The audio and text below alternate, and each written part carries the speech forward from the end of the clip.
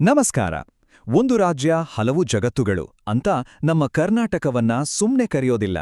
ಇಲ್ಲಿನ ಪ್ರತಿಯೊಂದು ಕ್ಷೇತ್ರಕ್ಕೂ ತನ್ನದೇ ಆದ ಕಥೆ ಇದೆ, ಮಹಿಮೆ ಇದೆ. ಹಾಗಾದ್ರೆ ಬನ್ನಿ, ಇಂದು ಕರ್ನಾಟಕದ ನೋಡ್ಲೇಬೇಕಾದ ಕೆಲವು ಪ್ರಮುಖ ಪುಣ್ಯಕ್ಷೇತ್ರಗಳ ಒಂದು ದೈವಿಕ ಯಾತ್ರೆ ಹೊರಡೋಣ.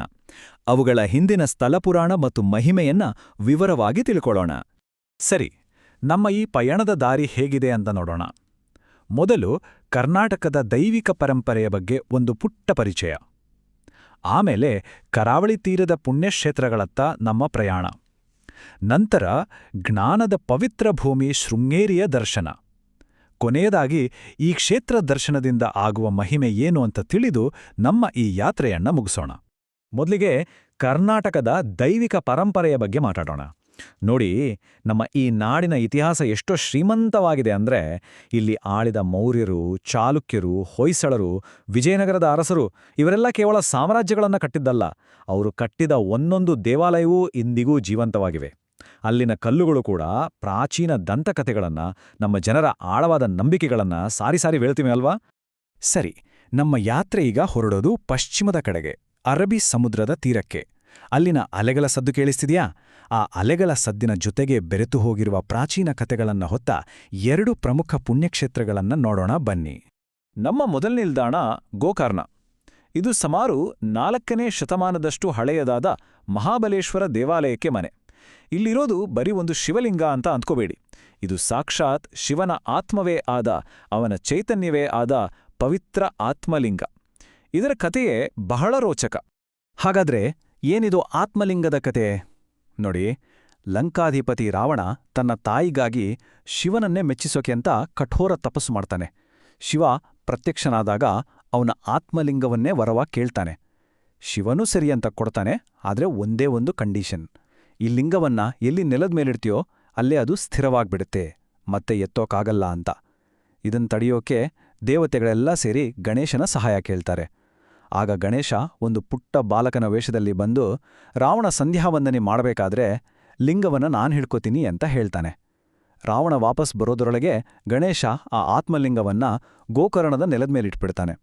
ಅಲ್ಲೇ ಅದು ಶಾಶ್ವತವಾಗಿ ನೆಲೆಸುತ್ತೆ.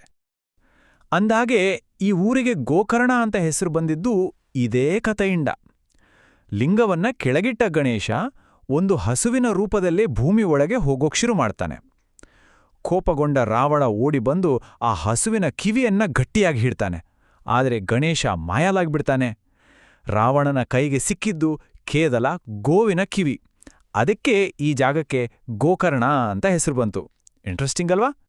ಹೌದು, ಕಾಶಿಗೆ ಹೋಗಿ ಬಂದಷ್ಟು ಪುಣ್ಯ ಗೋಕರ್ಣದ ದರ್ಶನದಿಂದ ಸಿಗುತ್ತೆ ಅಂತಾರೆ. ಇಲ್ಲಿನ ಮಹಾಬಲೇಶ್ವರನ ಒಂದು ದರ್ಶನ ಮಾಡಿದ್ರೆ ಸಾಕು, ನಮ್ಮೆಲ್ಲ ಪಾಪಗಳು ಕಳೆದು ಹೋಗುತ್ತೆ ಅನ್ನೋದು ಇಲ್ಲಿನ ಭಕ್ತರ ಅಚಲವಾದ ನಂಬಿಕೆ. ಅಷ್ಟೊಂದು ಶಕ್ತಿ ಆ ಆತ್ಮಲಿಂಗಕ್ಕೆ. ಗೋಕರ್ಣದಿಂದ ನಮ್ಮ ಪಯಣ ಈಗ ಉಡುಪಿಯ ಕಡೆಗೆ.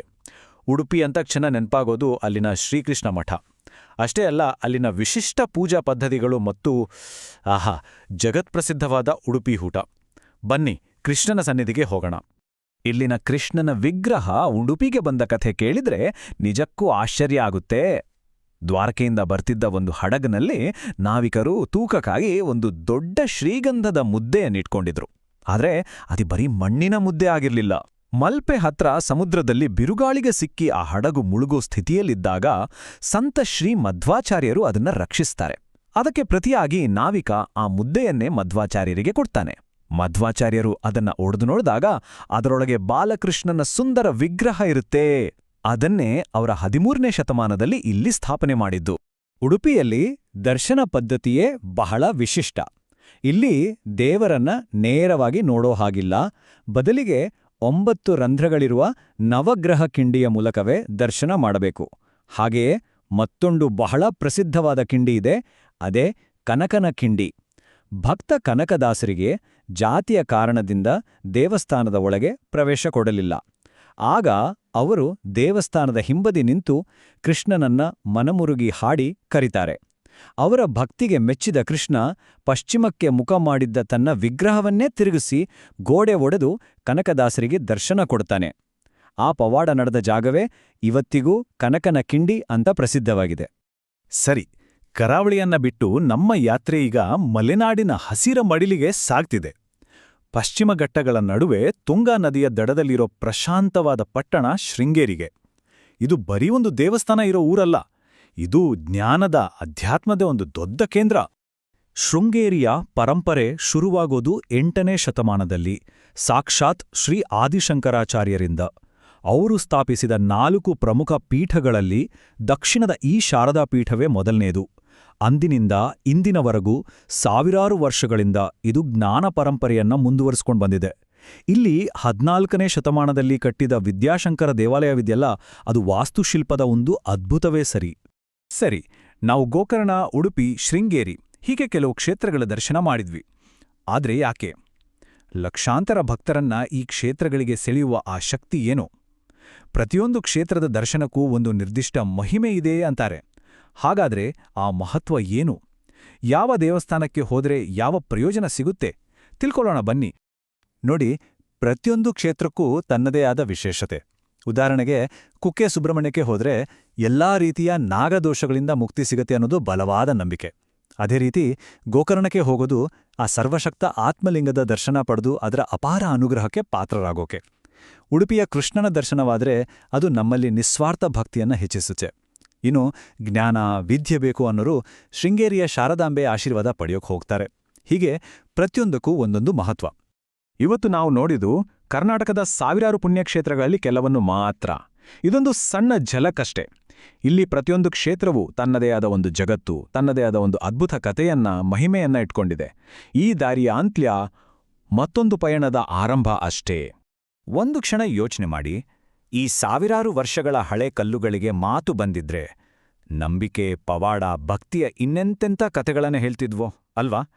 ಯಾಕಂದ್ರೆ ಈ ಕ್ಷೇತ್ರಗಳ ನಿಜವಾದ ಇತಿಹಾಸ ಇರೋದು ಬರೀ ಪುಸ್ತಕಗಳಲ್ಲ, ಅದು ಇವತ್ತಿಗೂ ಅಲ್ಲಿಗೆ ಹೋಗೋ ಲಕ್ಷಾಂತರ ಜನರ ಜೀವಂತ ನಂಬಿಕೆಯಲ್ಲಿದೆ.